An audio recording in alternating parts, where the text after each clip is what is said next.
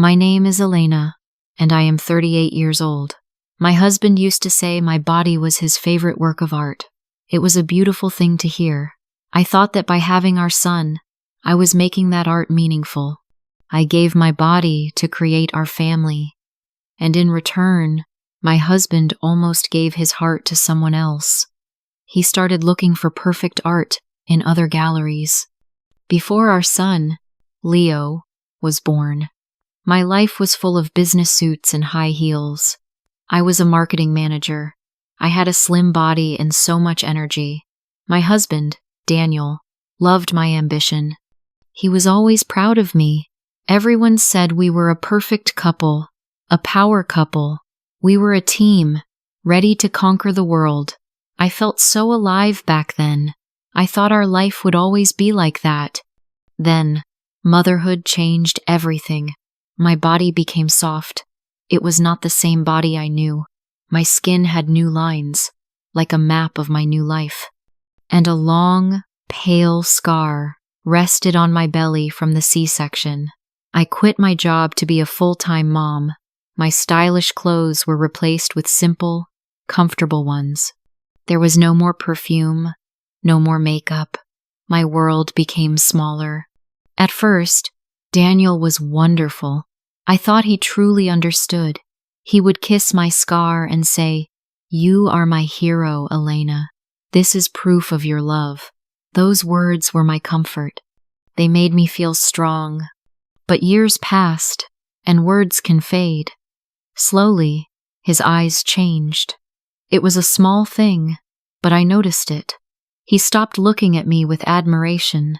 He started looking at me with patience. He didn't say anything bad, but I felt it in his silence. I knew what he was thinking. He was waiting for the old me to come back. The woman in the business suits. The woman with the perfect body.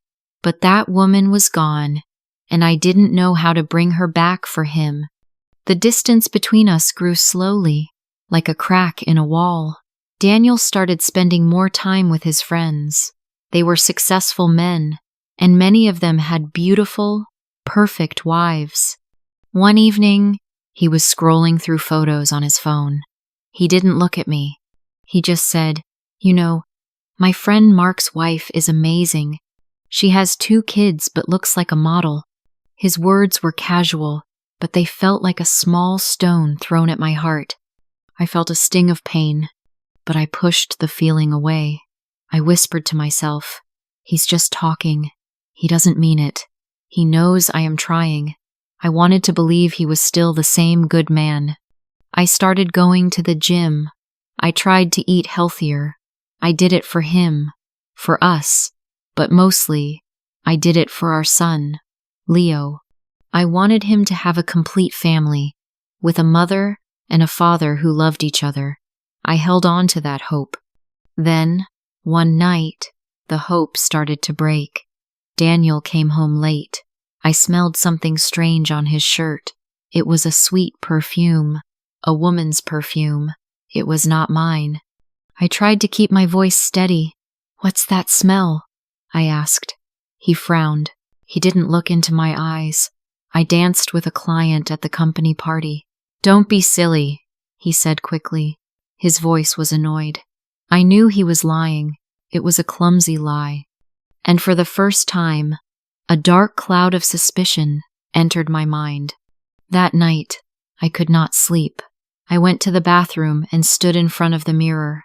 I looked at my body, at the soft belly, the tired skin. I gently touched my scar. It didn't feel like a hero's mark anymore. It felt like a sign of failure. I just stood there in the quiet darkness, looking at the sad, tired woman in the mirror. Who was she? After that night, small arguments started. They were like little fires, burning the peace in our home. Daniel went out more often. He always came home later and later. He always said he was with his friends. One Friday evening, he stood at the door. He was already dressed to go out. "I'm going out with David," he said. "His wife just left him. He needs a friend." I had a bad feeling in my stomach, a cold, heavy feeling. but I didn't say anything. I just nodded my head. I watched him walk away, and I felt so alone. I didn't know it then, but that night changed everything. Daniel later told me the whole story. He told me what happened at the bar. His friend David was not just sad, he was completely broken. He was crying into his drink, a grown man with tears streaming down his face. Daniel just listened. David told him that his wife, the beautiful, perfect wife, had left him for a richer man. They had argued for months. She was beautiful, Daniel, David said, his voice thick with pain. But she never cooked a meal for me. Our house was always empty and cold. She only cared about shopping, parties, and looking pretty. The house help did everything. We became strangers in our own home. Daniel said he just sat there, listening to his friend's heartbreak. Then, David looked at Daniel. His eyes were red and full of regret. He put his hand on Daniel's shoulder. "You are so lucky, man," he said. "Elena is a diamond. She is a real partner. She gave up her career for you. She takes care of your son. She makes your house a home. My wife, she was just beautiful glass, easy to look at, but empty and cold inside." Daniel told me that David's words hit him like a train. Suddenly, he saw everything clearly. He saw his own foolishness. He saw the treasure he had at home, the treasure he was about to lose. He told me he left the bar immediately. He didn't even say goodbye to David. He just stood up and walked out. He drove home, and his hands were shaking on the steering wheel. For the first time in years, he wasn't thinking about a perfect body or a pretty face. He was thinking about me, and he finally saw what a terrible fool he had been. While I was waiting at home, lost in my sad thoughts, the front door opened. It was Daniel. My heart jumped when I saw him. He was holding a large bouquet of red roses, my favorite flower. His eyes were red and swollen. I had never seen him look like that. He walked slowly towards me. He didn't say a word. He just came to the sofa where I was sitting and knelt on the floor in front of me. My heart stopped beating for a second. I was so confused. He took my hand. His hand was trembling. "Elena," he whispered. His voice was breaking. "I am so sorry. I was blind. I was a complete fool." Tears started to run down his face. "I compared you to other women. I was angry that you changed. I almost made the biggest mistake of my life and betrayed you." He pulled a small, black box from his pocket. He opened it. Inside was a beautiful new wedding ring, shining under the soft light of the lamp. His shoulders were shaking with sobs. I had never seen him so vulnerable. This was not the powerful, confident man I knew. This was just my husband, my Daniel, terrified of losing his family. He looked like a lost little boy. In that moment, all my anger disappeared. I only saw his pain. I sat there for a moment, just breathing. My body felt heavy. Then, my own tears began to fall. They fell silently onto his hands, which were still holding mine. My tears were not just for his pain. They were for my pain, too. I cried for all the lonely nights, for all the hurtful comparisons, for the woman in the mirror I didn't recognize anymore. But my tears were also tears of relief. The truth was finally out in the open. The heavy silence that had filled our home for so long was finally broken. I didn't shout. I didn't blame him. I just gently placed my hand on his wet cheek. He looked up at me, his eyes full of fear. I looked deep into his eyes. I saw his shame. I saw his deep, honest regret. And under all the pain and the mistakes, I still saw him. I still saw the man I had married, the good man I had always believed in, deep inside my heart. And I knew, in that moment, that our story was not over yet. He looked at me with so much hope in his eyes. "Marry me again, Elena," he pleaded. Let me earn your trust back. Let me prove that I can be the man you deserve. I looked at the ring, then I looked at him. I took a deep breath. Slowly, I nodded. It wasn't an easy decision. Forgiveness is not a simple switch. I knew it was the start of a long journey for both of us. He promised me things would be different, and this time, his words felt real. "We are a team again," he said, and his voice was firm and clear. "I will come home earlier. I will help with the house. We can even go to the gym together, if you want." He paused. Then he said the most important words. "But most importantly, I want you to find yourself again. Our son is older now. He doesn't need you every second. It's time for Elena, the marketing manager, to come back into the world."